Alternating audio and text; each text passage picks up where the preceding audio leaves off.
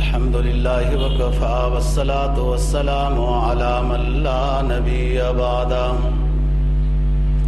وعلى آله وأصحابه الذين أوفوا عهدا الذين هم خلاصة العرب الأرباع وخير الخلائق بعد الأنبياء. أما بعد فأعوذ بالله من الشيطان الرجيم. بسم الله الرحمن الرحيم. فأما من تاب وآمن وعمل صالحا فعسى أولئك أن يكون من المفلحين. وربك يخلق ما يشاء ويختار ما كان لهم الخيرة سبحان الله وتعالى عما يشركون. وربك يعلم ما تكن صدورهم وما يعلنون. قال النبي صلى الله عليه وسلم من لا يرحم لا يرحم. صدق الله العظيم وصدق رسوله النبي الأمي الكريم ونحن على ذلك لمن الشاهدين والشاكرين والحمد لله رب العالمين. 20واں پارہ سورہ قصص کی 3 آیت کریمہ اور جناب نبی پاک صلی اللہ علیہ وسلم کا ایک فرمان تلاوت کیا ہے، جس کا مفہوم یہ ہے، فرمایا فَأَمَّا مَنْ تَابَ وَآمَنَ وَعَمِلَ صَالِحًا فَعَسَىٰ أَن يَكُونَ مِنَ الْمُفْلِحِينَ. جس شخص نے توبہ کر لی، ایمان لے آیا اور اچھے اعمال کرتا رہا، امید ہے کہ یہ چھٹکارا پانے والوں میں سے ہو جائے گا، کامیاب لوگوں میں سے ہو جائے گا. جس نے توبہ کی، ایمان لایا، اچھے کام کرتا رہا، فَعَسَىٰ أَن يَكُونَ مِنَ الْمُفْلِحِينَ. اللہ کی رحمت سے امید ہے کہ یہ خلاصی پانے والوں میں سے، نجات پانے والوں میں سے ہوگا. وَرَبُّكَ يَخْلُقُ مَا يَشَاءُ وَيَخْتَارُ. اور آپ کا رب جو چاہتا ہے وہی کرتا ہے. وَرَبُّكَ يَخْلُقُ مَا يَشَاءُ وَيَخْتَارُ. اور جو اسے پسند ہے وہ کرتا ہے. جس کو وہ پسند کرتا ہے اس کو توبہ کی بھی توفیق دے دیتا ہے. مَا كَانَ لَهُمُ الْخِيَرَةُ. کسی کے اختیار نہیں ہے، اختیار اللہ ہی کا ہے. سبحان اللہ وتعالی عما یشرکون. اللہ تعالیٰ کی شان یہ ہے، وہ بلند و بالا ہے. جو لوگ اللہ کے ساتھ شریک ٹھہراتے ہیں ان چیزوں سے، وہ اللہ پاک ہے. یعلم ما تکن صدورہم وما یعلنون. وہ لوگوں کے دلوں کے رازوں کو بھی جانتا ہے. یعلم ما تکن صدورہم وما یعلنون. وہ پوشیدہ رازوں کو بھی جانتا ہے اور اعلانیہ کو بھی. وَهُوَ اللَّهُ لَا إِلَٰهَ إِلَّا هُوَ لَهُ الْحَمْدُ فِي الْأُولَىٰ وَالْآخِرَةِ. وہ اللہ وہی ہے جس کی تعریف ہے اول بھی آخر بھی. وَهُوَ عَلَىٰ كُلِّ شَيْءٍ قَدِيرٌ. ہر چیز پر قادر ہے. جناب نبی پاک صلی اللہ علیہ وسلم کا جو فرمان تلاوت کیا ہے، بخاری اور مسلم نے اس کو روایت کیا. آپ نے فرمایا من لا یرحم لا یرحم. جو شخص لوگوں پر رحم نہیں کرتا اس پر رحم نہیں کیا جائے گا. جو بھی جتنا صاحب اختیار ہے وہ اس لحاظ سے رحم کا، عفو کا، درگزر کا، ہمدردی کا معاملہ کرے، اسی طرح پھر اس کے ساتھ بھی ہوگا. من لا یرحم لا یرحم، یہ ہر شخص سے متعلق ہے۔ یہ حدیث ایک اکیلے شخص سے لے کر حکمران وقت تک کے لیے سب کے واسطے۔ من لا یرحم لا یرحم، جو رحم نہیں کرتا اس پر رحم نہیں کیا جائے گا۔ مشہور بات ہے کہ کفر کے ساتھ حکومت قائم رہ سکتی ہے لیکن ظلم کے ساتھ قائم نہیں رہ سکتی۔ تو کوشش ہر بندے کی یہ ہو کہ کسی کے اوپر زیادتی نہ ہو، اور کوئی زیادتی کر رہا ہے تو پہلی بات تو یہی ہے کہ اس کو معاف کیا جائے۔ پھر آخری بات ہے، شریعت اس کی بھی اجازت دیتی ہے کہ وہ بندہ اگر شرارتوں سے باز نہیں آتا تو اس کا بھی شریعت نے پھر اصول اور ضابطہ بیان کیا ہے، اور اس حد تک بدلے کا حکم دیا ہے کہ آپ کی طرف سے پھر زیادتی نہ ہو جائے، جتنا اس کی طرف سے آئے اتنا ہو۔ اسی کو فرمایا ان النفس بالنفس والعین بالعین والانف بالانف والوزن بالوزن۔ تو قرآن مجید کی آیت جو 20ویں پارے کی سورہ قصص کی تلاوت کی، فرمایا فَأَمَّا مَن تَابَ وَآمَنَ وَعَمِلَ صَالِحًا فَعَسَىٰ أَن يَكُونَ مِنَ الْمُفْلِحِينَ۔ ایمان لے آئے، الحمدللہ ہمیں تو ایمان وراثت میں ملا ہے، اور اب اگلا کام ہے کہ عمل صالحًا، اچھے کام کرنے ہیں، عبادات کے لحاظ سے ہے اور چیزوں کے اعتبار سے ہے، معاشرت کے اعتبار سے ہے، اچھا انسان بننا ہے، گناہوں سے بچنا ہے، ظلم زیادتی سے بچنا ہے، یہ عمل صالح ہوتا ہے۔ فَعَسَىٰ أَن يَكُونَ مِنَ الْمُفْلِحِينَ، بس امید ہے۔ اور یہ لفظ جو عصا کا عربی زبان میں تو امید کے معنی میں آتا ہے، عام عربی لغت میں تو امید کے معنی میں آتا ہے، جب قرآنی اصطلاح میں استعمال ہوتا ہے تو یقین کے معنی میں آتا ہے۔ جس نے ایمان لایا، اچھے کام کیے، تو یقینی بات ہے وہ کامیاب لوگوں میں سے ہو گیا ہے، اور گناہوں سے توبہ کر لی تو بس گناہ ختم ہو گئے، گناہ کا ذکر ہی نہیں ہوگا۔ وَرَبُّكَ يَخْلُقُ مَا يَشَاءُ وَيَخْتَارُ، وَرَبُّكَ يَخْلُقُ مَا يَشَاءُ وَيَخْتَارُ، آپ کا رب جو چاہتا ہے پیدا کرتا ہے، جس کو چاہتا ہے پیدا کرتا ہے، اور جو چاہتا ہے، جو پسند کرتا ہے وہی کرتا ہے، جس کو جو نعمت دینا پسند کرتا ہے وہ وہی ہے۔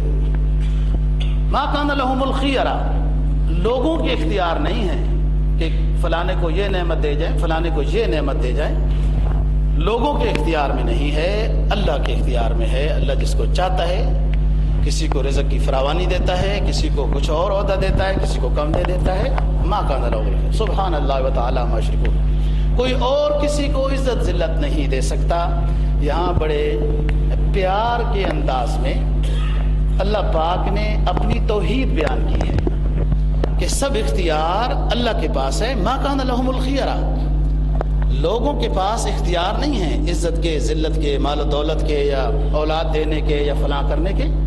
ما کان لہم الخیرہ، سبحان اللہ وتعالی عما یشرکون، اللہ تعالیٰ بلند و بالا ہے، اونچا ہے، عظمت والا ہے، پاک ہے عیبوں سے، ان تمام چیزوں سے پاک ہے جو لوگ کے اللہ کے ساتھ ذات میں یا صفات میں شریک ٹھہراتے رہتے ہیں۔ اللہ ان تمام چیزوں سے پاک ہے۔ اللہ کے لیے شرک کی گویا کہ ذرا سی نسبت بھی اللہ کو برداشت نہیں ہے۔ یعلم ما تکن صدورہم وما یعلنون، اللہ تعالیٰ لوگوں کے دلوں کی بھید کو جانتا ہے۔ وما یعلنون، اور جو چیز اعلانیہ کرتے ہیں سب جانتا ہے۔ بھائی جو معبود ہو اس کے اختیارات اونچے ہونے چاہیے، اس کے اوصاف اونچے ہوں، اس کے کمالات اونچے ہوں، اس کی خوبیاں ہوں، تو یہ اللہ ہر جگہ حاضر ناظر ہے، ہر کسی کو دیکھ رہا ہے، دلوں کے راز کو بھی جانتا ہے۔ جو انسان ذکر قلبی کرتا ہے، بس جا رہا ہے، لوگ سمجھتے ہیں جا رہا ہے اپنے گھر، لیکن دل میں اللہ کو یاد کر رہا ہے۔ یہ بہت سے ایسے اعمال صالحہ ہیں جو کندھوں پر بیٹھنے والے فرشتوں کو بھی نہیں معلوم ہوتے، اللہ کو معلوم ہوتے ہیں۔ اور آخرت میں جب اعمال نامے پیش کیے جائیں گے تو جو فرشتوں نے لکھے ہیں، کرامن کاتبین نے جو لکھے ہیں، وہ نیکیاں نہیں ہوگی جو انسان نے دل میں سوچ سوچ کے کی ہیں. اللہ کو یاد کیا, اپنے نبی پر درود سلام بھیجا دل میں, فرشتوں کو تو نہیں پتا. تو آخرت میں وہ نیکیاں اللہ پاک سامنے لے آئیں گے جو مجھے معلوم ہیں, جو اس بندے نے مجھے یاد کیا تھا. فرشتوں کو عمل نامے میں نہیں ہوگا. فرمایا یعلم ما تکن صدورہم وما یعلنون. اللہ لوگوں کے دلوں کے بھید کو, تصور کو, خیال کو جانتا ہے. لہٰذا اب انسان کو جس کا ایمان ہے اپنے رب پر, وہ سوچ کر سمجھ کر اپنے خیالات کو بھی جاری کرنا چاہیے نا. ما تکن صدورہم وما یعلنون, جو اعلانیہ ہے وہ تو اللہ جانتا ہی ہے. واللہ لا الہ الا ہو لہ الحمد فی الاولی والآخرہ ولہ الحکم والیہ ترجعون. وہی معبود ہے, وہی پہلے تھا, وہی بعد میں ہوگا, اول آخر وہی ہے, اسی کی حکمرانی چلتی ہے, اسی کا حکم چلتا ہے. وَإِلَيْهِ تُرْجَعُونَ, اور تم سب کو اسی کی طرف لوٹایا جائے گا. انسان اس میں آنے میں بھی اختیار نہیں ہے اور اس کے جانے میں بھی اختیار نہیں ہے. میدان حشر میں اٹھ کر حساب کے لیے کھڑے ہو جانے میں بھی اس کا کوئی اختیار نہیں ہے. وَإِلَيْهِ تُرْجَعُونَ, سب کو لوٹایا جائے گا اللہ کی طرف. حساب و کتاب ہوگا, اسی کا حکم سے سب کچھ ہوتا ہے. جب کافر مسلمانوں کے اوپر حملہ کرتے ہیں, مسلمانوں کی بستیوں کو تاراج کر دیتے ہیں, تو اس وقت بھی اللہ کا امر ہی شامل حال ہوتا ہے. ان کو تنبیہ مقصد ہوتی ہے. قرآن مجید نے اسلام سے پہلے کی بات کی ہے, یہود کی. 15واں پارہ سورہ اسراء پہلے رکوع شروع ہو رہا ہے. فرمایا کہ یہودیوں کو ہدایت دی کہ تم صحیح راستے پر رہو گے, کامیاب رہو گے, لیکن اگر تم نے صراط مستقیم آسمانی راستے کو, اللہ کے راستے کو چھوڑ دیا تو لَتُفْسِدُنَّ فِي الْأَرْضِ مَرَّتَيْنِ وَلَتَعْلُنَّ عُلُوًّا كَبِيرًا. تمہارے اوپر میں اپنے دشمنوں کو بھیج دوں گا. فَجَاسُوا خِلَالَ الدِّيَارِ وَكَانَ وَعْدًا مَفْعُولًا. میں اپنے تمہارے دشمنوں کو تمہارے اوپر مسلط کر دوں گا. بخت نصر کو مسلط کر دیا جو اس وقت کا آتش پرست تھا, تو بعد میں اس نے بڑی حکومت کا بھی دعویٰ کیا وغیرہ. بات یہ ہے ہر کچھ اللہ کے حکم سے ہوتا ہے. جب مسلمانوں کے اوپر کافر کو مسلط کر دیا جاتا ہے تو اس وقت بھی اللہ مسلمانوں سے ناراض ہوتا ہے. ان کی کوئی کمزوریاں ہوتی ہیں, انہوں نے اپنے اللہ کے ساتھ وفا نہیں کی ہوئی ہوتی, وہ باغی بن چکے ہوتے ہیں, غدار ہو چکے ہوتے ہیں. اللہ ان کو سزا دیتا ہے, تنبیہ کرتا ہے کہ باز آ جاؤ, اپنے رب کو پہچانو, وہ اتنا بڑا خالق ہے, تم کدھر بھٹکتے جا رہے ہو. میں دوستو تاریخ اسلام کے حوالے سے, تاتاریوں کے نظام سے گزر کے ہم خلافت عثمانیہ تک پہنچے ہیں, اور انشاءاللہ بعد میں بات کریں گے. جس وقت خوارزم نے غلطی کی اور چنگیز بھڑک گیا, اور پھر چنگیز کے بعد اس کے خاندان والے ہلاکو بھی آئے, فلاں بھی آئے, جو بھی آئے, سارے مسلمان اس وقت دینی شاعر اور اقدار کے لحاظ سے کمزور ہو چکے تھے. حکمران عللے تللوں کا شکار تھے. خلافت عباسیہ تھی, ٹوٹ پھوٹ کا شکار تھی. نام تھا خلافت عباسیہ کا بس, باقی جس کا جدھر جو بس چلتا تھا اس کی حکومت تھی. اور یہ آئے آخری خلیفہ معتصم جو بغداد میں تھا, تاتاریوں نے اس کو بڑے دھوکے کے ساتھ, بہرحال شہید ہی کہنا چاہیے, شہید کیا. اور یہ علاقے سارے عراق, شام, مصر سے رکاوٹ پیدا ہوئی علامہ ابن تیمیہ کی, خراسان, یہ ایران, یہ سارے سجستان, ترکمانستان, تاجکستان, یہ سارے علاقے تاتاریوں کے قبضے میں آ گئے. دنیا نہیں محسوس ہوتی تھی, فتن کا گھرانہ نظر آتی تھی. اس دور میں معمولی بات نہیں تھی دوستو. وقت کے بڑے بڑے علماء بھی تھے, لیکن عوام علماء کی بات مانتی نہیں تھی. عوام تو میراثیوں کی اور ادھر ادھر ناچ گانے والوں کی بات مانتی تھی. علامہ رازی جیسے لوگ تھے, مولانا جلال الدین رومی جیسے بزرگ موجود تھے، شیخ فرید الدین عطار جیسے بزرگ موجود تھے، لیکن لوگوں نے اپنی عیاشی کو ترجیح دی ہے، اسلام کی اذانیں بلند کرنے والوں کو فراموش کیا ہے۔ پھر اللہ کا عذاب آیا، اور اس وقت کے جو بڑے بڑے حضرات تھے، ان حضرات نے سوچا کہ اب کیا کیا جائے۔ علماء اور صوفیاء کی بات کر رہا ہوں۔ تاتاریوں کا فتنہ شروع ہے، اور ہندوستان کے اوپر جب علاء الدین خلجی کی حکومت تھی 680 سے 96 تک وغیرہ، کئی بار حملہ کیا تاتاریوں نے، لیکن ان لوگوں نے کسی حد تک تاتاریوں کی یلغار کو روکا۔ تاتاری اس علاقے میں کچھ آ گئے تھے، افغانستان میں داخل نہیں ہو سکے تھے۔ اس کے کچھ علاقے جو ہیں وہ سائڈ میں جو ایران کے ساتھ جڑتے تھے وہاں پر ہیں۔ جب خانقاہوں والے بزرگوں نے اور ان حضرات نے دیکھا کہ یہ فتن تو ختم ہونے والے نہیں ہیں، تو خواجہ معین الدین چشتی رحمہ اللہ تعالی، یہ سجستان کے ہیں۔ سجستان کا علاقہ آج آدھا ایران میں آدھا افغانستان میں ہے۔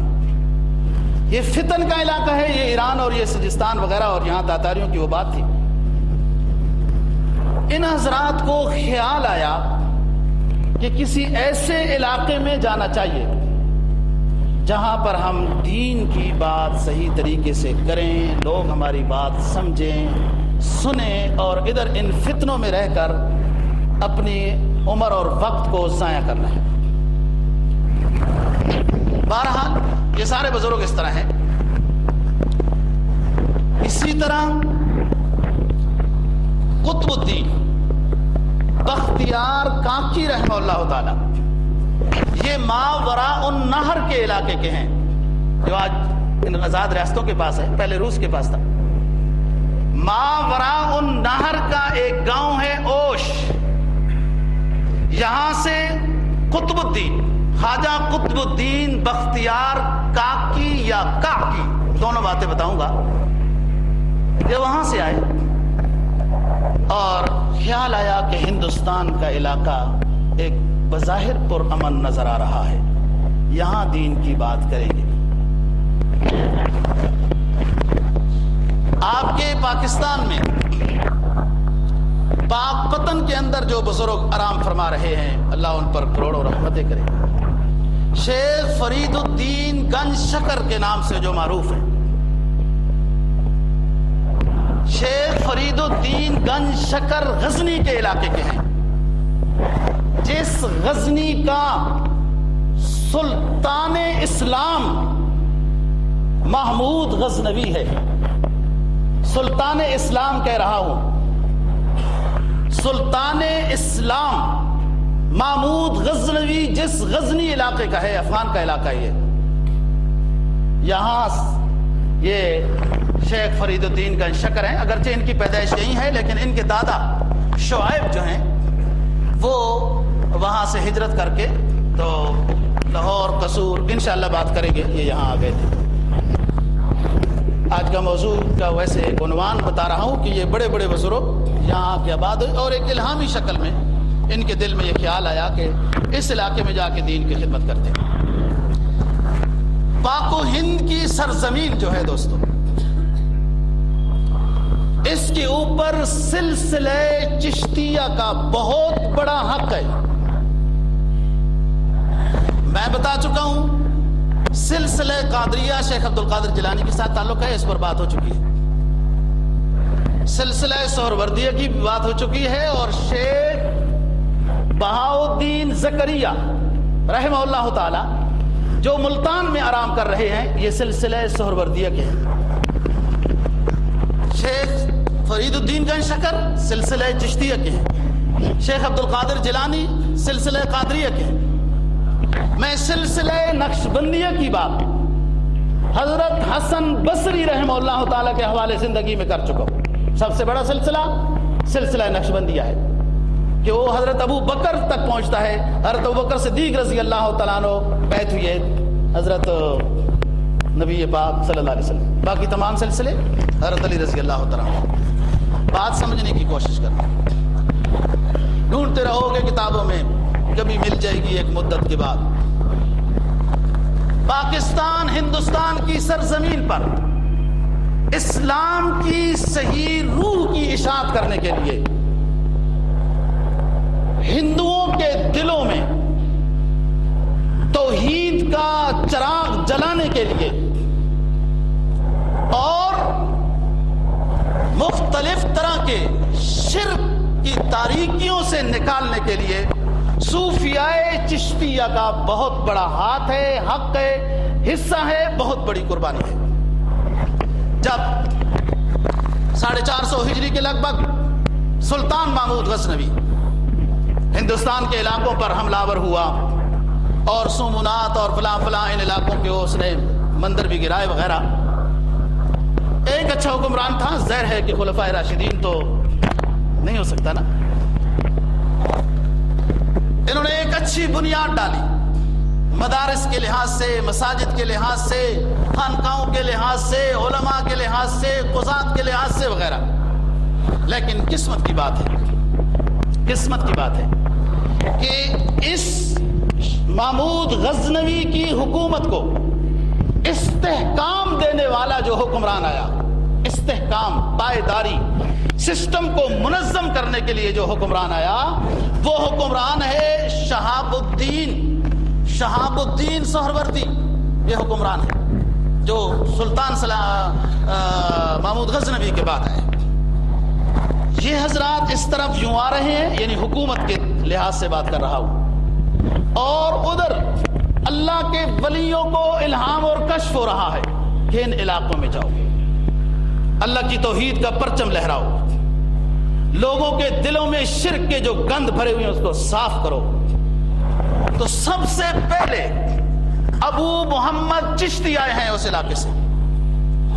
جس طریقے سے سلطان کے سسٹم کو، سلطان محمود غزنوی کے سسٹم کو منظم کیا شیخ شہاب الدین نے جو بعد میں حکمران آیا، ایسے ہی ابو محمد چشتی کا پودا جو انہوں نے دہلی کے اندر لگایا، اس کو صحیح منظم ترتیب پر پاک و ہند کے اندر اسلامی تعلیمات کی روشنی پھیلانے کے لیے، پھر بعد میں شیخ معین الدین جو اجمیری، جو آج اجمیر میں آرام کر رہے ہیں، انہوں نے اس کو تکمیل کیا ہے۔ پھر ان کے خلیفہ ہیں شیخ قطب الدین بختیار کاکی رحمہ اللہ تعالیٰ۔ خلیفے اور بھی بہت ہیں، لیکن یہ اصل خلیفے ہیں جو انہوں نے مسجد کو سنبھالا ہے۔ اور پھر شیخ قطب الدین بختیار کاکی کے بہت خلیفہ ہیں، لیکن اس میں مایناز خلیفہ وہ شیخ فرید الدین گنج شکر رحمہ اللہ تعالیٰ ہے، جو انشاءاللہ ہم بات کریں گے۔ میں بتا رہا ہوں یہ لوگ آئے غزنی والے، پھر اس کے بعد شہاب الدین، اسلامی علاقے بن رہے ہیں، یہ فتح ہو رہے ہیں۔ تو شیخ معین الدین جو اصل سجستان کے ہیں، یہ اجمیر میں آ کے آباد ہو گئے اور اللہ اللہ کرنے لگ گئے۔ بادشاہوں کے ساتھ جہاں جہاد ہوتا تھا، یہ صوفیاء جہاد میں بھی شریک ہوتے تھے، اور جب سمجھتے تھے کہ اب ہماری ضرورت ادھر ہے تو پھر لوگوں کے دلوں کا تزکیہ کرتے تھے۔ اجمیر میں ایک شخص نے ایک مسلمان کے اوپر زیادتی کی ہے۔ دیکھو زندہ دل کیسے لوگ تھے، اور آج کیسی زیادتیاں ہوتی رہتی ہیں، تو صرف اخبار کی سرخی بن جاتی ہیں یا ٹی وی کی خبر بن جاتی ہیں کہ مسلمانوں کے اوپر زیادتی بند کر دی جائے، جی ہندوستان والے آج کل بڑی فلان کر رہے ہیں اور یہ کر رہے ہیں، بس اتنا ہو گیا، حق ادا ہو گیا۔ اس طرح حق نہیں ادا ہوتا دوستو۔ ایک مسلمان کے اوپر رائے کا تھوڑا جو اجمیر کا شخص تھا زیادتی کی ہے اس نے، اور اس مظلوم مسلمان نے وقت کے اس صوفی بزرگ خواجہ معین الدین اجمیری رحمہ اللہ تعالیٰ کو آ کے شکایت لگائی. آپ نے اپنے ساتھ جو 4 ساتھی بیٹھے تھے کہا چلو کیوں اس نے زیادتی کی، اگر مسلمان کی غلطی ہے ہم اس کو سمجھائیں گے، اس کی غلطی کیوں مارا ہے، کیوں ظلم و زیادتی کرتا ہے وہ. بہرحال جب وہاں پہنچے تو اس شخص نے کہا اچھا یہ مولوی لوگ ان کو بھی اتنی جرت ہو گئی ہے، ان کے پاس کھانے کی بھی چیزیں نہیں ہیں، فلان ہے، ہم راجپوت ہیں، رائے پتھورا بہت بڑا نام تھا، ہم اتنے بڑے لوگ ہیں، ہمیں یہ مولوی بوریا نشین ہمیں یہ سمجھانے کے لیے آ گئے. آج بھی یہ بات ہوتی ہے دوستوں، آج بھی یہ بات ہوتی ہے. افسوس کی بات ہے اس وقت یہ علماء کے لیے ایک کافر ہندو وہ پرست بات کہتا تھا، اور آج یہ بات مسلمان اپنے عالم کے بارے میں کہتے ہیں. میں بار بات کر رہا ہوتا ہوں، بعض دفعہ کوئی بندہ مسئلہ پوچھتا ہے، میں اس کو یہ کہتا ہوں کہ مسئلے کی جگہ اندر ہے. آپ نے سوچا ہے کہ مولوی صاحب باہر فارغ پھر رہے ہیں تو چلو اپنا کام راستے میں کر لیں. بعض دفعہ انسان کا ذہن مستحضر نہیں ہوتا دوستوں. جب مسئلہ بتانے کی جگہ میں انسان بیٹھا ہوتا ہے تو اس وقت اسی کام کے لیے بیٹھا ہوتا ہے. وہ پیغمبر کی ذات ہے جو تمام علوم جس کو اللہ نے عطا کی یا خلفائے راشدین ہے. تو کہیں غلط بات نہ ہو جائے، حوالے کے بغیر ہو جائے وغیرہ. تو میں نے اس بندے کو کہا کہ آپ نا ظہر کے بعد میرا بیٹھنے کا وقت ہے، 11 بجے صبح آپ بیٹھ، تو ابھی نہیں مناسب نا. کہتے آپ کوئی وزیر ہے کہ آپ سے وقت لیا جائے. میں نے کہا میں وزیر کیا ہوتا ہے، وزیر کیا چیز ہے، ایک عالم دین کے مقابلے میں وزیر کیا ہوتا ہے. اس کو تو قل هو اللہ احد بھی نہیں آتا.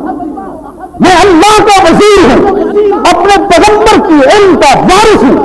آپ وزیر کی بات کرتے ہیں، چھوڑ اس بات کو. آپ بے ادب شخص سے ایک عالم کے آپ کو مجھ سے مسئلہ پوچھنے کا فائدہ نہیں ہوگا.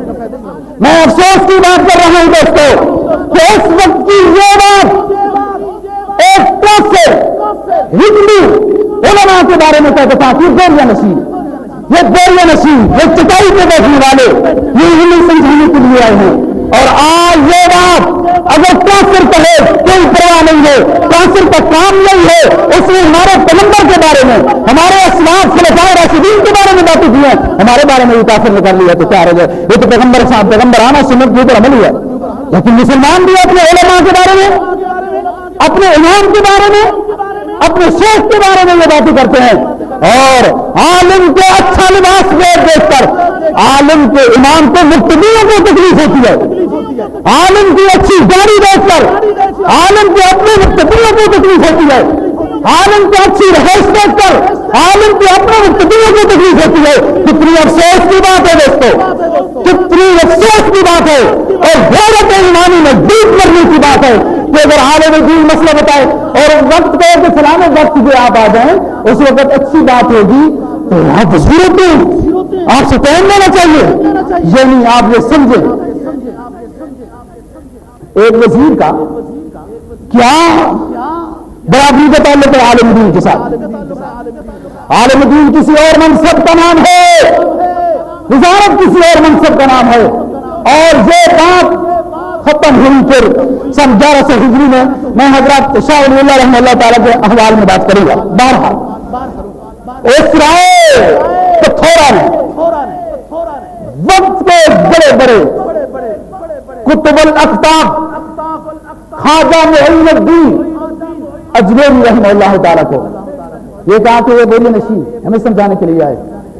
انہوں نے بڑے تدبر سے بات کی. دیکھو بھائی، اس وقت اسلام کفر کی بات نہیں ہے، اس وقت بات ہے انسانیت کی کہ آپ نے اس بندے کے اوپر زیادتی کیوں کی ہے، اس کا قصور کیا ہے. تو وہ آگے سے بات کرنے کے لیے تیار نہیں تھا. آگے سے کہتا ہے کہ میری جیسے مرضی ہے میں ویسے کروں گا. تم یہاں کیا کرنے آئے ہو میرے علاقے میں، میرے حویلی میں، میری جگہ میں. اور اللہ والے کلندر ہر چگویت دید گویت حدیث بہوالا مشکات شریف، اللہ کا ولی لو اقسم علی اللہ لابرہ، حدیث میں آتا ہے اللہ کا ولی اگر قسم کھا لے ہم اس کی قسم کو پورا کر دیتے ہیں، اپنے دوست کو حامس نہیں ہونے دیتے۔ یہ اللہ کے ولی ہیں جنہوں نے اپنی زندگی، اپنا خواہش، اپنا وقت، اپنا سب کچھ دین کی انصاف کے لیے قربان کر دیا۔ اللہ کی توحید کے چراغ، محمد کی محبت کے چراغ اپنے دلوں میں روشن کیے اور لوگوں کی تعریف دلوں کو روشن کرتے ہیں۔ ان کا یہ اونچا منصب ہے۔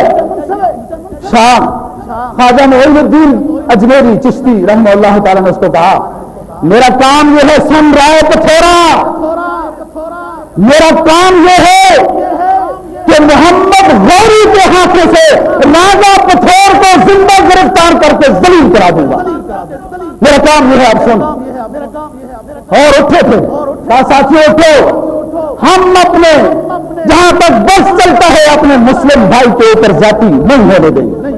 یہ خانقاہ کا صوفی ہے، یہ اللہ اللہ کرنے والا ہے دوستو، لیکن اس وقت کے خانقاہ کا صوفی اسلام کو سمجھتا تھا، اسلام کو سمجھتا تھا کہ اسلام کی ضرورت جہاد بھی ہے، اسلام کی ضرورت تزکیہ نفس بھی ہے، اسلام کی ضرورت خدمت خلق بھی ہے، اسلام کی ضرورت حد و مسائل دیگر ارکان اسلام سمجھانے بھی اسلام کی ضرورت ہے، یہ سب اسلام کی ضرورت ہے۔ کیا کسی صاحب دل نے عجیب بات کہی اور سمجھنے کی کوشش کرنا، فرمایا مصلا بیچ کر خنجر خریدو بے خبر صوفی، مصلا بیچ کر خنجر خریدو بے خبر صوفی، کہ ٹکرانے کو ہے کہ ٹکرانے کو ہے تیری فقیری سے شہنشاہی، کبھی مصلا پر بیٹھ کر اللہ اللہ کرنا بھی مطلوب ہوتا ہے، کبھی رات کے سناٹے میں ساری دنیا سے ہو دوستو رب کے سامنے مناجات کرنا بھی مطلوب ہوتا ہے، اور کبھی اپنے مظلوم مسلمانوں کی خلاصی کے لیے جہاد کے لیے نکلنا بھی اسلام کا مطلوب ہوتا ہے۔ یہ اللہ والے ہیں کہاں سر دلا کے ظاہری طور پر پھل فروٹوں سے لگے ہوئے علاقے وہ چھوڑ کر آئے ایک صحرا میں اجمیر میں اللہ کی توحید کا پرچم لہرانے آئے، اور جن دلوں میں بتوں کی محبت گھر کر چکی تھی، دلوں کی محبت بتوں کے لحاظ سے دلوں میں آ گئی تھی، ان دلوں کو بتوں کی محبت سے صاف کر کے آخری حبیب کی محبت کا چراغ جلانے آئے تھے۔ کہاں وہ علاقہ جہاں شرک و کفر کے دوستوں ترانے بجتے تھے، ان اللہ والوں کی آمد سے سلسلہ چشتیہ کے اللہ والوں کی آمد سے وہ علاقے محمد کی اذانوں سے گونجنے لگے۔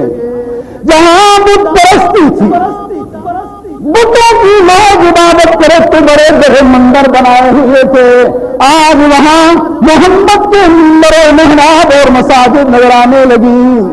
جہاں شاعر بت کی پوجا کی جاتی تھی وہاں شاعر اسلام نظر آنے لگے۔ یہ خواجہ معین الدین چشتی اجمیری رحمہ اللہ تعالیٰ نے غصے میں آ کر، اور اللہ والوں کا غصہ بہت خطرناک ہوتا ہے، تھوڑی سی ناگواری بھی بڑی خطرناک ہوتی ہے، لیکن یہ تو کوئی سمجھے تو تب، یہ تو کوئی سمجھے تو تب۔ یہاں بہت سخت بات ہو گئی اور اتفاق سے محمد غوری کا وہ لشکر قافلہ رواں ہوا، شیخ شریف ہوئے اور رائے کا تھوڑا زندہ گرفتار کیا گیا۔ فرمایا آپ نے کہ یہ کرنے آیا تھا جو ہو گیا ہے، میں آپ کو سمجھانے آیا تھا، آپ سمجھ نہیں پا رہے تھے۔ خواجہ معین الدین اجمیری رحمہ اللہ تعالیٰ کا بڑا حلقہ تھا، اور ہر طرح کے لوگ آپ کے حلقے میں آ کے فیض یاب ہو رہے ہیں، سینکڑوں ہزاروں کی تعداد میں۔ ہندوؤں کے سامنے جب بات ہوئی، ہندوؤں کے سامنے کہ اللہ کیا ہوتا ہے، اس کا تعارف کیا ہے، اللہ کے کارنامے کیا ہیں، اللہ کی خوبیاں کیا ہیں، اللہ کی کمالات کیا ہیں. جب توحید باری تعالیٰ پر روشنی ڈالی خواجہ معین الدین چشتی نے، چند پہلے تو ہندوؤں نے سنا، پھر اور ہندو آنے لگے، وہ اور ہندو آنے لگے، جو منبر تھے وہ مسجدوں میں بدل گئے. دوستو یہ اللہ والوں کی محنت، یہ اللہ والوں کی دعائیں، یہ سب زندہ داری ہے. آپ کے بہت خلفاء ہیں، لیکن سب سے بڑے خلیفہ جن کو آپ نے اپنی جگہ کے اوپر مرنے کے بعد لکھ دیا تھا کہ یہ میری مسند پر بیٹھیں گے، وہ قطب الدین بختیار کاکی رحمہ اللہ تعالی. خواجہ معین الدین سیستان میں، سجستان میں 550 ہجری میں پیدا ہو رہے ہیں اور اجمیر میں 627 ہجری میں دنیا سے پردہ کر رہے ہیں. آپ کے بعد آپ کی جگہ پر اجمیر میں، حالانکہ آپ نے اپنے زمانے میں لکھ دیا تھا خواجہ بختیار الدین کاکی کو کہ آپ دہلی میں کام کریں، لیکن یہ دہلی میں کام کرنے لگ گئے. بعد میں پھر انہوں نے کہا کہ مرنے کے بعد کہ آپ یہاں پر تشریف لے آئے اجمیر میں، لیکن یہ چند دن رہے پھر واپس آ گئے تھے. کوئی ایسی مجبوری تھی، اپنے امام اور پیر کے ساتھ لوگوں کی محبت تھی. جب یہ دہلی سے نکلنے لگے، اجمیر جانے لگے، اپنے شیخ کی مسند کے اوپر جیسے حکم تھا تو پورا دہلی امڑ آیا تھا. دوستو چیخے مار کے روتے تھے کہ یہ نہ جائیں. بہرحال پھر فیصلہ ہوا کہ ادھر ہی رہے. بادشاہ بھی اس وقت بادشاہ سلطان ہند شمس الدین التمش تھا، جس وقت خواجہ بختیار الدین کاکی کا زمانہ تھا. دہلی کے اندر درس و تدریس کا، واعظ و نصیحت کا اور وغیرہ. یہ بڑے اونچے لوگ تھے دوستو اور بڑے دلیر تھے. یہ علاقہ ہے ہی دلیروں کا. یہ تاریخ پڑھو نا، یہ ہے ہی علاقہ دلیروں کا. یہ غزنی، یہ سجستان، یہ رازی، یہ فلاں، یہ سب افغان ہیں. اقبال نے اس لیے تو افغان کا تصور پیش کیا ہے نا کہ تم افغان کو ختم کرنے ہو. یہ ختم ہونے والی چیز نہیں. اور اب بھی دنیا کو اسی چیز سے خطرہ ہے کہ وہ چھپی ہوئی ہے تورا بورا پر مار مار کے بم پہاڑوں کو ریت بنا دیا کہ وہ چھپی ہوئی مخلوق کی طرح اس کو ختم کرنا ہے. وہ پھر بھی موجود ہے. اللہ جس کو رکھے رب کو رکھتا ماں کا ملحم الخیارہ. لوگوں کا اختیار نہیں، اس کا اختیار ہے، جس کو وہ چاہے ویسے رکھے. بہرحال یہ سب اسی علاقے کے بہادر لوگ ہیں. خواجہ قطب الدین بختیار کاکی، بعض لوگ یہ لکھتے ہیں کہ یہ کاکی علاقہ ہے. کاکی علاقہ نہیں ہے، اوش علاقہ ہے. یہ اوش علاقے کے ہیں، ماوران نہر کے ہیں، جس علاقے کے بڑے بڑے بزرگ شیخ الحدیث احادیث کی کتابوں کے مصنف ہیں. یہ اوش علاقے کے ہیں. کاکی کتابوں میں دو طرح کے نام لکھے ہیں، بختیار الدین کاکی عین کے ساتھ. اگر یہ عین والا کاکی ہے تو عربی زبان میں کاکی کہتے ہیں بسکٹ کو، کیک کو، تو بھی ٹھیک ہے، بات آگے بن جائے گی. مکہ مکرمہ میں جن حضرات کو اللہ نے یہ حرمین شریفین کی زیارت نصیب کی ہے، مکہ مکرمہ میں ایک مستقل ایک محلہ ہے جس کا نام کاکیہ ہے. کاکیہ کاکی کہتے ہیں عربی زبان میں کیک کو، بسکٹ کو. اگر یہ کاکی ہے، کافی کی کاکی عین نہیں ہے، جو اکثر کتابوں نے یہ بات لکھی ہے. بختیار الدین کاکی، کاکی ان کی زبان میں روٹی کو کہتے ہیں، نان کو. ہوا یہ تھا کہ کسی علاقے میں یہ اپنے مریدوں کے ساتھ اللہ اللہ اور تخلیقی کائنات میں ان کے ذکر و اذکار کے سبق میں مصروف تھے اور بھوک اور پیاس میں بہت زیادہ حملہ کر دیا. شدت ہو گئی بھوک کی تو نمک رکھتے تھے، کہیں خشک روٹیاں مل جاتی تو نمک گھول کے لگا کے کھا لیتے تھے. طالبان بھی یہی کرتے تھے، یہ اللہ والے یہی کرتے ہیں. روٹیاں خشک اپنے ساتھ. جب عمرو بن العاص رضی اللہ تعالیٰ، سعد بن ابی وقاص رضی اللہ تعالیٰ پر شکایت ہوئی تھی اور عمر فاروق تفتیش کے لیے خود پہنچ گئے تھے اور رات کو ان کے ڈیرے کے اوپر رہنے کے لیے وقت کا امیر المؤمنین ابراہیمیت کا بادشاہ پہنچے کوفہ کے گورنر کے جھونپڑی پر. سعد بن ابی وقاص رضی اللہ تعالیٰ عنہ نے کہا عمر فاروق امیر المؤمنین میری جھونپڑی پہ آپ کیوں آتے ہیں؟ آپ ادھر رہیں, آپ کو وہاں آنسو برسانے کے علاوہ کچھ بھی نصیب نہیں ہوگا. لوگوں نے میرے خلاف غلط شکایت کی, لیکن عمر تفتیش کرنے والے حکمران خود عدل و انصاف والے بادشاہ تھے. پہنچے جھونپڑی میں, سعد بن ابی وقاص کی جھونپڑی میں کہ آپ صلی اللہ علیہ وسلم کے ماموں بنتے رشتے میں صحابی رسول ہیں. تو انہوں نے کہا کہ میں نا ہفتے میں, اب سعد نے امیر المؤمنین کو کہا کہ میں ہفتے میں ایک مرتبہ اکٹھی روٹیاں چند پکوا لیتا ہوں, پھر خشک کر لیتا ہوں, پھر ان کو سنبھال لیتا ہوں. رات کو جب قضات کے اور گورنری کے کام سے فارغ ہو کر شام کو گھر آتا ہوں تو وہ خشک روٹی نمک والے پانی میں بھگو کے کھا لیتا ہوں. یہ گورنر ہے اور صرف کوفہ کا نہیں, آج جہاں 5 ملک ہیں دوستوں, 5 ملکوں کا یہ شخص گورنر ہے. رونے لگے حضرت عمر فاروق رضی اللہ تعالیٰ. صاحب نے کہا امیر المؤمنین میں نے کہا تھا نا میری جھونپڑی میں آپ آئیں گے تو سوائے آنکھیں برسانے کے اور کچھ نصیب نہیں ہوگا. لوگوں نے غلط شکایت کی, پھر انہوں نے بدعا بھی کی تھی. میں صاحب کے حالات کی بات کر چکا ہوں. بات یہ ہے کہ خشک روٹیاں کھانے والے اور پانی میں نمک ڈال کے بھگو کے استعمال کر کے اللہ اللہ کرنے والے لوگ ہیں.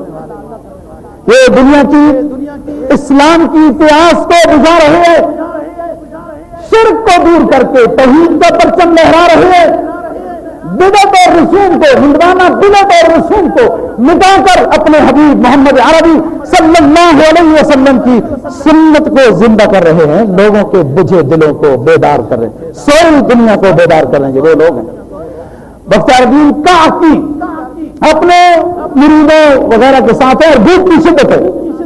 ایک غیبی شکل میں چند روٹیاں جو ان کے لیے پوری ہو جاتی ہیں وہ آ گئی.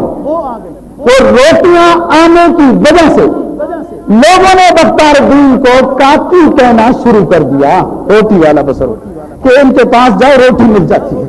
ایک زمانہ تھا, بزرگوں کے حالات دوستوں مختلف ہوتے ہیں. یاد رکھنا اپنی دل کی دنیا کو صحیح کرنا یہ ضروری ہے.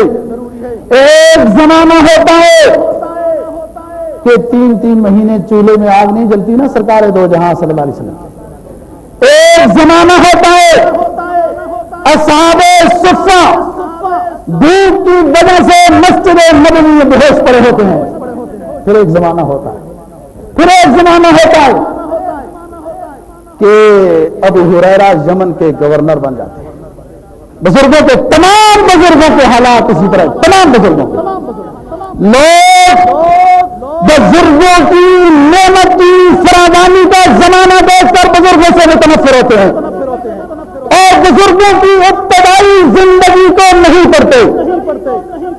کوئی ابو ہریرہ کے زمن کی گورنری پڑے تو کہے صحابہ تو بڑے اونچے بادشاہ تھے, لیکن اصحاب صفہ میں بےہوشی کا زمانہ نہ پڑے. کوئی بختیار الدین کاکی کا وہ زمانہ پڑے کہ جس میں چند دنوں کے بعد خشک روٹی نمک میں بھگو کر بھی مشکل سے مریضوں کو پوری ہوتی ہے. تو کوئی زمانہ پھر بختیار الدین کاکی کا وہ آیا کہ پورے دہلی کے لوگوں کو یہ اعلان تھا جس کا دل چاہے ہم چاہے کاکی میں آئے سیر ہو کے کھانا کھا کے جائے. یہ زمانہ بزرگوں پہ. میرا زمانہ, میں بزرگ نہیں ہوں, احب الصالحین ولست منہم, احب الصالحین ولست منہم, میں نیک لوگوں کے قدم چکنے والا ہوں, جوتے اٹھانے والا ہوں, اپنے اساتذہ کا خادم ہوں. دین کو سرسری طور پر نہیں پڑھا, صحیح محنت کر کے تحقیق اور تحقیق کے ساتھ دین کو پڑھا ہے. الحمدللہ دین کی بات جب ہوگی تو 100% بات میرے پیغمبر میرے رب کی ہے, لیکن ضرور کچھ نہ کچھ مجھ سے ملے گی. میرا ابتدائی زمانہ کہ سیڈیا میں جانے کے لیے اس وقت 12 آنے کرایہ تھا, میرے پاس نہیں ہوتا تھا. دوستو میں نے یہاں ساتھیوں سے چند ساتھی میرے پرانے موجود ہیں, درمیان والا راستہ معلوم کیا کہ سیڑھیاں میں پیدل راستہ کون سجاتا ہے. برف فیوز ہو جاتا تھا دوستوں، یہاں نیچے تو باتھ روم ہوتے تھے، چادر کا چھت ہوتا تھا مسجد کا. 10 روپے کا اس وقت برف آتا تھا، 10 روپے نہیں ہوتے تھے، کئی دن تک باتھ روم میں تاریخی رہتی تھی. فریدیا میں میری تنخواہ 11-1200 روپے تھی. آج میرا زمانہ دیکھتے ہو 500 ریال کا یہ جبہ ہے جو میں نے پہنا ہوا ہے. جو خوشبو میرا رب مجھے دیتا ہے وہ میں گنتی سے کہتا ہوں آپ میں سے کوئی بھی استعمال نہیں کرتا. میرے رب نے مجھے گاڑی دی ہے، آپ میں سے کسی نے بھی نہیں دی ہے. میری گاڑی کو دیکھ کر بعض لوگوں کو تکلیف ہوتی ہے، آپ میں سے کسی ایک نے بھی گاڑی نہیں دی ہے، میرے رب نے مجھے دی ہے. میں نے زنا سے کعبہ پکڑ کر اپنے رب سے مانگی، میرے رب مجھے آپ نے ایمان دیا ہے. میرے گناہوں کی معافی کر، ایمان مجھے دیا ہے، ایمان نہیں مانگتا. مجھے اسلام آباد کی سرزمین میں ایک عمدہ گاڑی چاہیے، اپنے فضل و کرم سے عطا کر. مجھے میرے رب نے دی ہے. وہ مقتدی کیا مقتدی ہیں جن کو اپنے امام کی گاڑی تکلیف دیتی ہے اور پھر امام کے پیچھے نماز بھی پڑھتے ہیں. آپ سے تو بجلی کا بل ایک دن کو نہیں 2 دن مل کر پورا ہوتا ہے.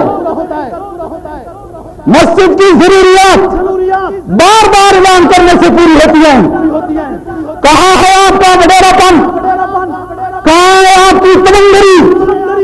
کہاں ہے آپ کا مال دولت؟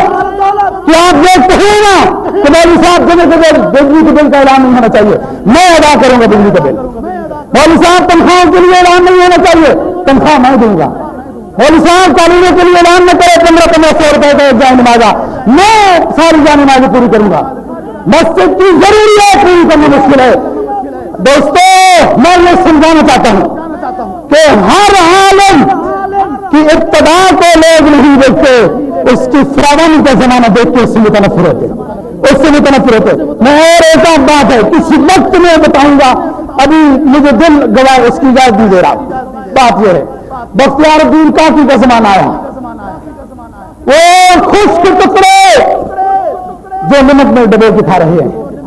ایک زمانہ آیا دوستو، ایک زمانہ آیا بادشاہ بھی جس کے قدم چوم تھا.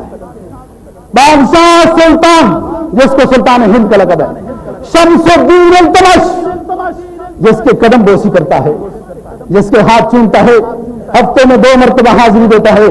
اب زمانہ آیا کہ اعلان ہے جس کو دل چاہے خانقاہ کاکی میں آئے، کھانا کھائے اور جائے. یہ اللہ کا نظام ہوتا ہے دوستوں. امتحان ہر کسی کے اوپر گزرتا ہے، جتنا جس کا ایمان ہے امتحان اتنا ہوتا ہے. اللہ سمجھ نصیب فرمائے. 6 سال کے بعد 635 ہجری میں شیخ صاحب بیٹھے ہیں، کسی خلیفہ نے شعر پڑھا، فرمایا تو گشتگان حنجر و تسلیم را. شیخ کاکی بیٹھے ہیں، ایک خلیفہ نے شعر پڑھا، تو گشتگان حنجر و تسلیم را الزمان از غیب جان دیگر است. سمجھنا بات کو دوستو، اہل دل کی بات سمجھنے کے لیے کچھ ذوق ہونا چاہیے دوستو. تو کشتگان خنجر تسلیم را الزمان از غیب جان دیگر است. حضرت قطب الدین بختیار کاکی رحمہ اللہ تعالی بیٹھے ہیں مسند خانقاہی پر. ایک خلیفہ نے یہ شعر پڑھا جس کا مفہوم دوستو میں اس طرح کی روحانی کیفیات میں ادا نہیں کر سکتا ہوں. میں طالب علم ہوں، وہ میرے استاد ہیں. یہ معین الدین چشتی ہے دوستو، یہ شیخ بہاؤدین زکریا ہے دوستو، یہ شیخ فرید الدین عطار ہے دوستو، شیخ فرید الدین گن شکر ہے دوستو، علامہ رومی ہے دوستو، شیخ معین الدین اجمیری ہو، بختیار دین کاکی ہو، یہ میرے ہیں میں ان کا ہوں، یہ ہمارے اسلاف ہیں، ہم ان کی جوتیوں کے خاک کو سرما بنانے والے ہیں، ان کے شعر کا ترجمہ تو میں ان کی روحانی کیفیات کو تو نقل نہیں کر سکتا ہوں، ذیلی الفاظ پڑھ دیتا ہوں۔ ایک خلیفہ نے شعر پڑھا بختیار الدین کاکی کے سامنے، کہا تو گستاگان خنجر و تسلیم را الزما از غیب و جان دیگر است۔ شعر کا مفہوم یہ اے تسلیم و رضا کے خنجر سے قتل ہونے والے صوفی، اے اللہ کی رضا پہ راضی رہ کر قتل ہونے والے صوفی جو ایسے ہوتے ہیں اللہ کی تسلیم و رضا کے سامنے قتل ہو جاتے ہیں، حکم شریعت کو نہیں توڑتے، انہیں اللہ ہر زمانے میں نئی جان عطا کرتا ہے۔ ہر کوئی ان پر رحمت کی دعائیں کرتا رہتا ہے۔ جب شیخ کے سامنے یہ شعر پڑا گیا دوستو، عجیب بات ہے، شیخ بے ہوش ہو گئے۔ وہ مفہوم سمجھتے تھے، ہم کیا سمجھتے ہیں؟ کہا اللہ کی بات ماننے سے دوستوں دل پیارے چلتے ہیں، لوگ باتیں کرتے ہیں، کوئی کیا کرتا ہے تو کیا، یہ بندہ قتل ہوتا رہتا ہے، قتل ہوتا رہتا ہے۔ من احیا سنتی ہمت حسان ہمتی فلحیت تو بڑی صحیح بات ہے، جس نے میری ایک سنت کو زندہ کیا۔ جب زمانہ سنتوں کے جنازے اٹھا رہا تھا تو اس وقت ایک سنت کو زندہ کرنے پر 100 شہیدوں کا ثواب ملے گا۔ بڑی بات ہے، سنت کو زندہ کرنا آسان ہے، ثواب ملنے میں بڑا ثواب ہے۔ بہرحال اللہ والے ہر طرح کے یہ قتل و قتال کا موازنہ مقابلہ کر رہے ہیں، تو ان کو ہر دفعہ نئی جان ملتی ہے۔ آج 1000 سال ہو گیا ہم بھی دعائیں دے رہے ہیں، سارے نیک لوگ قیامت تک ان کو دعائیں دے رہے ہیں، بے ہوش ہو گئے۔ جب ہوش میں آئے تو کہاں دوبارہ شعر پڑھو، پھر بے ہوش ہو گئے، پھر ہوش میں آئے کہاں دوبارہ شعر پڑھو، پھر بے ہوش ہو گئے، پھر اسی میں کمزور ہو گئے۔ نماز کے لیے ہوش آتا تھا، پھر بے ہوش ہو جاتے تھے۔ آخری وصیت کی کہ میرا جنازہ وہ شخص پڑھائے۔ سمجھنا بات کو دوستوں، میرا جنازہ وہ شخص پڑھائے جس کی زندگی میں کبھی تکبیر اولیٰ فوت نہ ہوئی ہو۔ بہت بڑا مجمع تھا، بہت بڑا مجمع تھا۔ ہمارے استاد محترم اکوڑا خطک میں جو پچھلے جمعے کو ان کی وفات ہوئی، اللہ مغفرت فرمائے، ڈاکٹر مولانا شیر علی شاہ صاحب رحمہ اللہ تعالیٰ، بہت بڑا جنازہ تھا، لاکھوں کی دنیا تھی۔ اللہ والوں کے جنازے اس طرح ہوتے ہیں، ان کی دلوں پہ حکومت ہوتی ہے، ان کی دلوں پہ حکومت ہوتی ہے۔ اور افسوس کی بات ہے ریڈیو نے کوئی خبر نشر نہیں کی ہے کہ فلانا مر گیا فلاں، وہ کسی کی شادی اور طلاق نہیں لگی ہوئی ہے، فضول ٹائم ہے ان کے پاس، فضول ٹائم ہے ان کے پاس، فضول ٹائم۔ اتنا بڑا اللہ کے ولی کا جنازہ تھا اور کسی ایک نے نہیں دکھایا اور کچھ نہیں ہوا، لاکھوں کی دنیا۔ شیخ بختیار الدین کاکی رحمہ اللہ تعالیٰ نے وصیت کی میرا جنازہ وہ شخص پڑھائے جس کی زندگی میں کبھی تکبیر کی نماز فوت نہ ہوئی ہو۔ پہلی شرط۔ دوسری اس سے بھی اور سخت ہے، کبھی اثر سے پہلے سنت غیر مؤکدہ نہ چھوٹی ہو، یہ دوسری شرط۔ تیسری شرط کہ کبھی زندگی میں اس نے بدکاری نہ کی ہو، میرا جنازہ وہ پڑھا۔ اعلان کیا خلیفے نے، شیخ کی وصیت ہے، کون جنازہ پڑھائے جس کی یہ 3 شرطیں ہیں۔ دنیا خاموش ہے، ہو سکتا ہے اور بھی ہو، اپنے آپ کو چھپا رہے ہو۔ روتا ہوا ایک شخص، آپ دیدہ ایک شخص، سر جھکاتا ہوا، مجمع کو چیرتا ہوا سامنے آ گیا، کہنے لگا او میرے شیخ بختیار کاکی، میں نے اپنی اس راز کو چھپایا ہوا تھا، آج تم نے ظاہر کر دیا، آج تم نے میرے اس راز کو ظاہر کر دیا، میری نیکی کو لوگوں کے سامنے ظاہر کر دیا، میں نے تو چھپایا ہوا تھا۔ یہ جنازہ پڑھانے کے لیے دوستو کون شخص آیا، اس کا نام سنو، اس کا نام سنو، اس کا نام سنو، اور نام سنو، شیخ الہند، ہندوستان کا بادشاہ شمس الدین التمش تھا جو جنازہ پڑھانے کے لیے آگے آیا۔ ہے ہند بادشاہوں کی تکبیر اولیٰ بھی کبھی فوت نہیں ہوئی دوستو، بادشاہوں کی اپنی بات نہیں کر رہا ہوں، ہماری مصروفیت اور طرح کی ہے، بادشاہوں کی دوستوں مصروفیات اور طرح ہوتی ہے، اور اس وقت کے بادشاہ ان کو اتنی سہولتیں حاصل نہیں تھی جو آج ہیں دوستوں۔ سواری کے لیے عمدہ سواری گھوڑا ہوتا تھا، کوئی ٹیلی فون کوئی ہونا سے نخرے نہیں تھے۔ اس وقت کے بادشاہ کی بات کر رہا ہوں دوستو، جس کی زندگی میں تکبیر اولیٰ فوت نہیں ہوئی، عصر کی نماز سے فرضوں سے پہلے 4 سنتیں غیر مؤکدہ فوت نہیں ہوئی، اور زندگی میں کبھی بڑا گناہ نہیں کیا۔ یہ تو ہو سکتا ہے ہزاروں مسلمان ایسے مل جائے جن سے بدکاری نہیں ہو، لیکن یہ بہت مشکل ہے زندگی میں تکبیر اولیٰ نہ فوت ہوئی ہے دوستو۔ اللہ تعالی ہمیں بھی ایسے نیک حکمران عطا کرے اور ہم سب کو نیک لوگوں کے نقش قدم پر چلنے کی توفیق بخشے۔